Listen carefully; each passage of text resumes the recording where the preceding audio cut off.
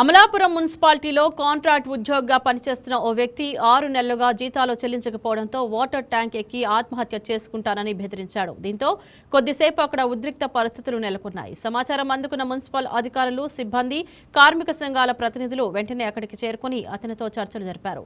అతనిని శాంతింపజేసి కిందకు దింపారు. తర్వాత పెండింగ్లో ఉన్న జీతాలను విడుదల చేసేందుకు అధికారులు చర్యలు చేపట్టినట్లు సమాచారం.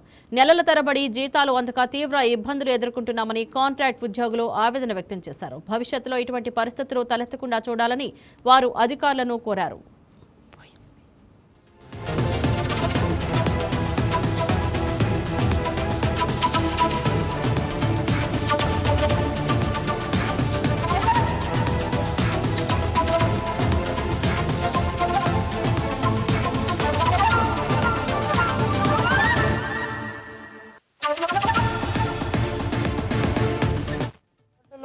మా అమ్మ ఉన్నప్పుడు 2002లో చేశారండి, ఎద్దులు ఉన్నప్పుడు. కానీ ఎంప్లాయ్ అండి. అలాగా మా అమ్మగారు పోయాక, మా నాన్న పోయాక మా అమ్మగారికి వేశారండి.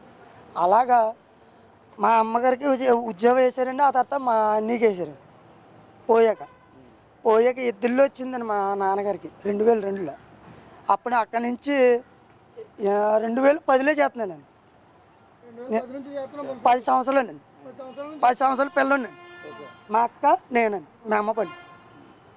ట్యాంక్ ఎందుకు ఎక్కారండి ఈరోజు మీరు? అంటే జీతాలు పడలేదండి సార్. ఎన్నాళ్ళ నుంచి అండి? 6 నెలలు సార్. 6 నెలలు జీతాలు. 6 నెలలు జీతాలు.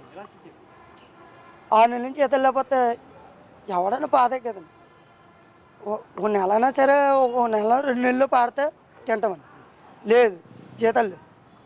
ఇది కాంట్రాక్ట్, ఏ కాంట్రాక్ట్ తెలదు, ఎవడు పేసింగ్ ఉన్నారో తెలదు. మత్తల్లో అయితే ఆఫ్ చూడండి అన్నారు. మళ్ళీ ఏమో నేను చెప్తేనే చేస్తాను, లేకపోతే నువ్వు ఎలాగో మేతురు మాట ఎనుకో అని కాంట్రాక్ట్ పీసులేదు.